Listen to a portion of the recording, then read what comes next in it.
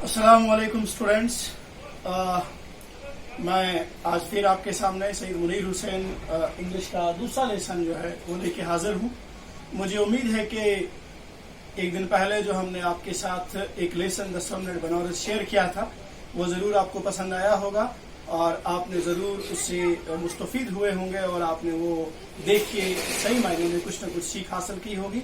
हमारी कोशिश रहेगी कि आने वाले समय में हम और लेक्चर्स आपको प्रोवाइड करें और हर लेक्चर में हम कुछ ज़्यादा से ज़्यादा आपको देने की कोशिश करें। बहरहाल 2G नेटवर्क में बड़ा वीडियो अपलोड करना थोड़ा मुश्किल हो जाता है, इसलिए हम कोशिश करेंगे कि छोटे से वीडियो में जो आज हमारा टॉपिक है उसका कंटेंट आप तक पहुंचाने की कोशिश करें। डियर फ्रेंड्स, जैसा कि आप सभी जानते हैं कि हमारी क्लासेस ऑनलाइन देने का सिर्फ एक ही मकसद है कि आप घर पे बैठ के अपने एग्जामिनेशंस के लिए तैयारी करें ताकि आपका टाइम जो है वो ज़ाया ना हो। हम कोशिश करेंगे कि सिंपलेस्ट से सिंपलेस्ट मेथड में आप तक जो कंटेंट पोर्शन है उसको जितना शॉर्ट करके आप तक पहुंचाया जाए ताकि आप अपने घर में बैठ के उस वीडियो को देख के अपनी स्टडीज करें। और बाकी जहां तक टेक्सचुअल एक्सरसाइज का ताल्लुक है, हमने ऑलरेडी गूगल क्लासरूम में कल के लेसन की पीडीएफ जो है वो अपलोड की है और आज जो लेसन हम पढ़ा रहे हैं उसकी भी जो टेक्सचुअल एक्सरसाइज होगी वो हम पीडीएफ के माध्यम से आप तक जरूर पहुंचाएंगे। स्टूडेंट्स, आज जो टॉपिक मैं आपके साथ शेयर करने वाला हूं that is the chapter number 6 of class 10 English, that is Pappachi's moth. और पापाचीज मॉथ जो है this lesson is composed by a famous writer that is Arundhati Roy. बेटा, इस टॉपिक को डिस्कस करने से पहले मैं आपको ये चीज बताऊं कि पापाची का मतलब होता है ग्रैंडफादर, एन ओल्ड मैन, और मॉथ जो है, जैसा मैं आपको बता रहा था कि पापाचीज का मतलब होता है ग्रैंडफादर और मॉथ का मतलब होता है इंसेक्ट और वी कैन से परवाना, जो मैंने यहाँ पे आपके सामने ऑलरेडी यहाँ पे मैंने बताया हुआ है। स्टूडेंट्स, जब हम इस कहानी को देखते हैं, इस कहानी में आपको दो मेन कैरेक्टर्स मिलेंगे, दैट इज पापाची एंड मामाची, और इन्हीं दो कैरेक्टर्स के बारे में हम इस कहानी में ज्यादातर बात करेंगे। और इस कहानी में जो पापाची होता है वो एक एंटोमोलॉजिस्ट है। एंटोमोलॉजिस्ट का मतलब one who deals with the study of insects, ये वो डिपार्टमेंट ऑफ एंटोमोलॉजी में काम करते हैं, जिसके बारे में मैं आपको डिटेल में उसके कैरेक्टर स्केच के बारे में बात बताऊंगा। और दूसरा जो हमारा कैरेक्टर है दैट इज मामाची। मामाची का मतलब होता है grandmother and she is the wife of Pappachi, और उसका जो काम है वो हाउस वाइफ है। उसका नेचर जो है वो बहुत ज्यादा पेशेंट है और वो अपने पति के रिटायरमेंट के बाद पिकल्स बनाने का काम करती है। एक और चीज मैं आपको यहाँ पे मामाची के हवाले से बताना चाहूंगा। मामाची जो है शी इज ब्लाइंड और वो अपने हस्बैंड के मुकाबले में बहुत ज्यादा प्रीटी भी है, बहुत ज्यादा ब्यूटीफुल भी है और बहुत ज्यादा यंगर भी है। Before discussing the character sketch of Pappachi and Mammachi, मैं आपके सामने ये बात रखना बहुत जरूरी समझता हूँ स्टूडेंट्स कि राइटर अरुंधति रॉय ने इस पापाची मॉथ के माध्यम से जो चीज आप तक पहुंचानी है वो ये है कि इस लेसन में आप मेल चवनिज्म का कंसेप्ट देखने को मिलेगा आपको। यही नहीं, जो मैंने यहाँ पे मेल चवनिज्म लिखा हुआ है इसका मतलब ये है कि आजकल की सोसाइटी जो है, नो डाउट हम लोग कहते हैं कि male and female are the equal before the eyes of law, दोनों बराबर है, औरत को हम देवी समान मानते हैं, लेकिन इस लेसन में कहीं न कहीं उसने सोशल इशू को भी हाईलाइट करने की कोशिश की है कि आजकल की दुनिया जो है वो मेन डोमिनेटेड वर्ल्ड बन गया है। यही है जहां पे ज्यादातर डोमिनेंस जो होती है मेरे बच्चों वो मेल की होती है।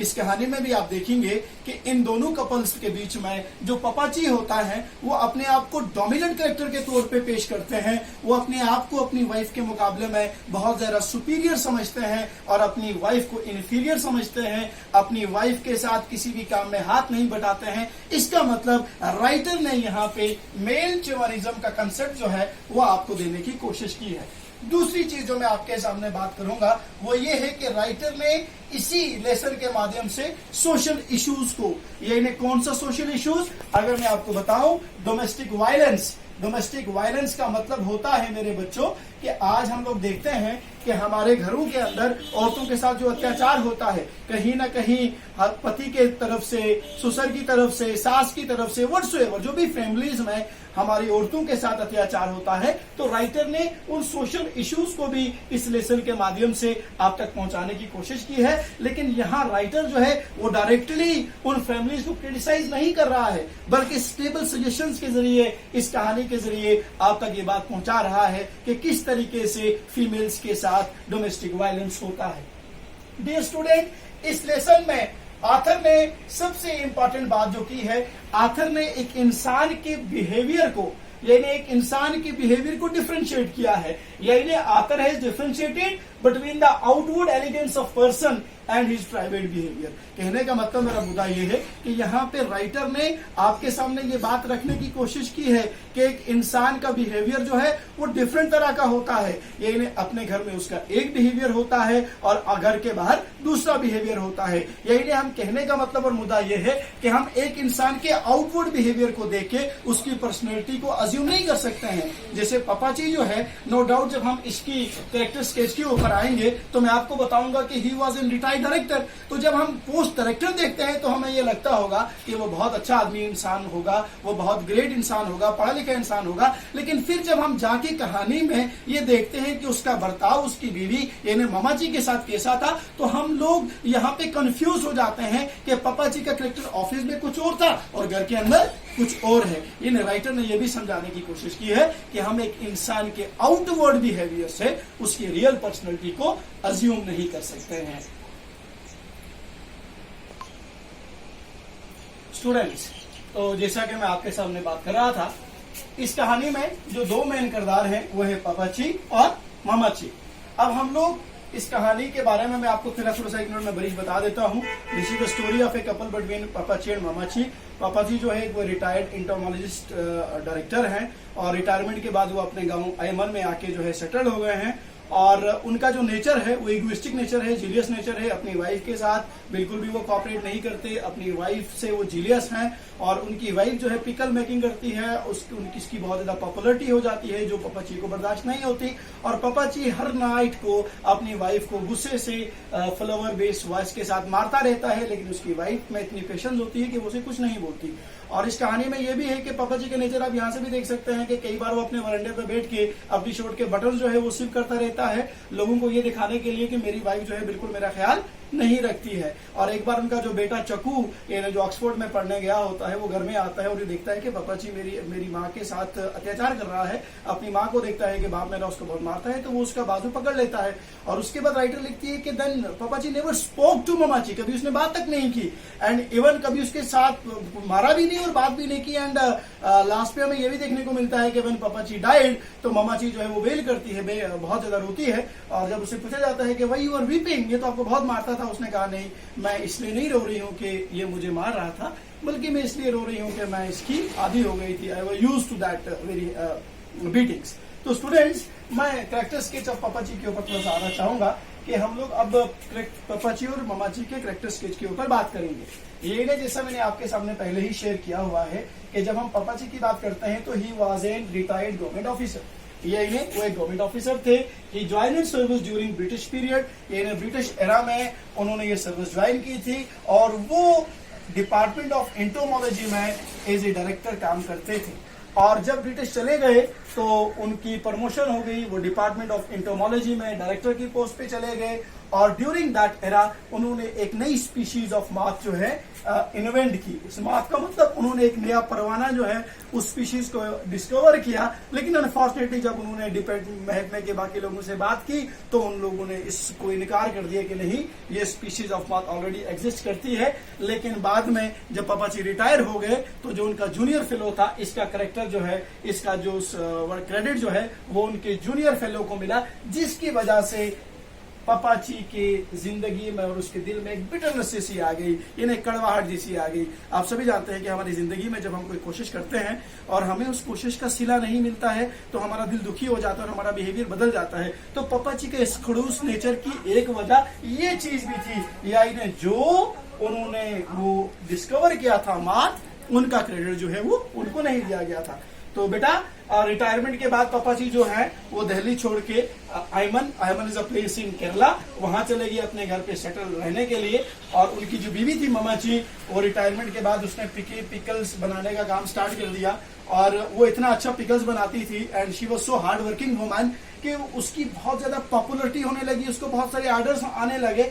और अपनी वाइफ की पॉपुलरिटी को देख के जो पापा जी था, ही वाज गोइंग जीलियस, वो बहुत ज्यादा जीलियस हो रहा था और उसको अपनी बीवी की पॉपुलरिटी जो है वो बिल्कुल बर्दाश्त नहीं हो रही थी। और ये जो चीज थी, इससे हमें ये पता चल जाता है कि पापा जी जो था वो एक बैड टेम्पर्ड फेलो था। अपनी बीवी को हर नाइट वो, जैसा मैंने पहले आपको बोला कि फ्लावर ब्रेस वॉश के साथ मारता था। और एक मर्तबा उसका बेटा चक्कू जब आया और उसने देखा कि पापा जी जो है वो मेरी माँ को मार रहा है, तो उसने उसको मना किया, रोका उसे, जिसके बाद पापा जी ने अपनी वाइफ को मारना छोड़ दिया। और जब तक वो जिंदा रहा उसने कभी भी अपनी वाइफ से न बात की न उसे मारा। लेकिन हाँ, राइटर ने यहाँ पे एक और बड़ी खूबसूरत बात ये कही है कि लोगों को दिखाने के लिए कि मेरी बीवी मेरा बिल्कुल ख्याल नहीं रखती, अक्सर वो वरांडे पे बैठ जाता था और अपनी बटन, शर्ट के बटन को खुद टर्न ऑफ करके उनको सीना शुरू कर देता था। और जिसका मतलब सिर्फ ये होता था कि लोगों को मैं ये बताऊं कि मेरे घर में मेरा कोई ख्याल नहीं रखता है, ये नहीं, that no one cares about him. That is the character sketch of Pappachi. Students, आप ये समझने की कोशिश करिए कि पापाची जो है it is a kind of jealous kind of fellow.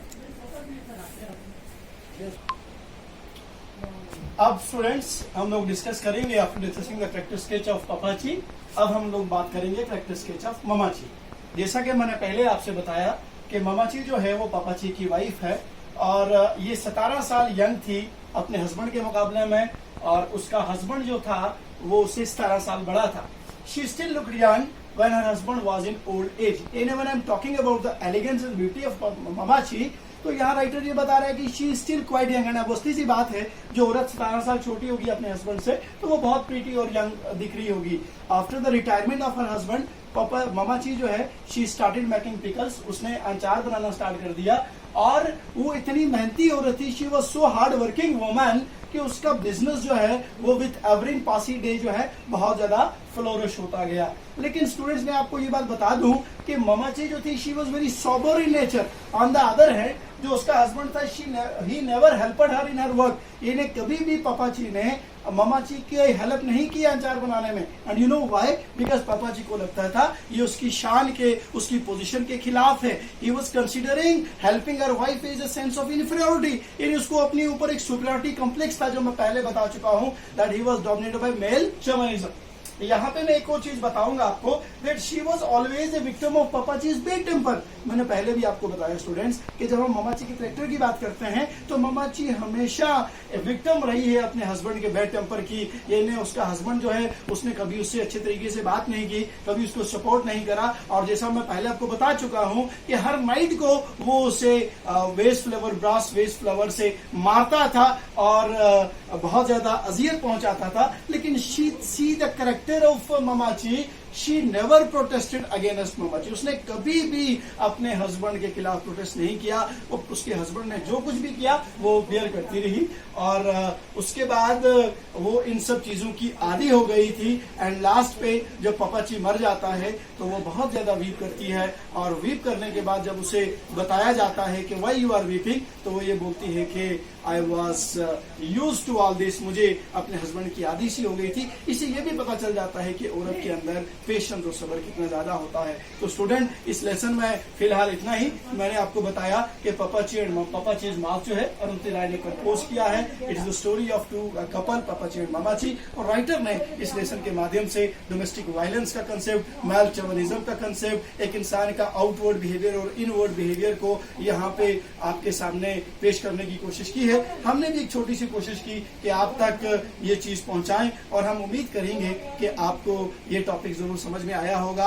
हम ये भी उम्मीद करेंगे कि आप इस टॉपिक को जरूर देखेंगे, हमारे यूट्यूब चैनल को भी सब्सक्राइब करेंगे। और जहां कहीं भी आपको प्रॉब्लम आएगी कमेंट सेक्शन में आप हमें अपना फीडबैक जरूर दीजिएगा। इंशाल्लाह रहमान आगे भी हम वीडियोस अपलोड करते रहेंगे आपके लिए, आपकी खिदमत के लिए हमेशा हाजिर हैं। बस आप हमारे साथ बने रहिए, इसी तरीके से आपका प्यार मिलता रहे। हम अपनी तरफ से कोशिश करेंगे कि हर दिन एक नया टॉपिक लेके आपके साथ सामने आए, और ताकि इस मुश्किल हालात में में, जब आप लॉकडाउन में अपने घरों में बैठे हुए हैं, आप अपनी स्टडीज को फोकस कर सकें। मैं इन्हीं अल्फाज के साथ आपसे अलविदा चाहूंगा कि प्लीज इस वीडियो को आप शेयर करिए, इस वीडियो को आप पढ़िए, अपने दोस्तों तक पहुंचाइए, और अगर कहीं पे आपको कोई प्रॉब्लम लगती है तो आप हमें अपना फीडबैक जरूर भेजिए। मैं ये बात भी कहना चाहूंगा, नोबडी इज परफेक्ट, मे भी कहीं पे कोई ह्यूमन एरर्स भी हो जाते हैं, to error is a human, हम भी अभी लर्निंग के स्टेज में है, मे भी कहीं पे ग्रामेटिकली कोई एरर हुआ होगा बोलने में, तो उसके लिए मैं माफी चाहूंगा, लेकिन मुझे खुशी होगी अगर मेरा कोई दोस्त उस चीज को रेक्टिफाई करने की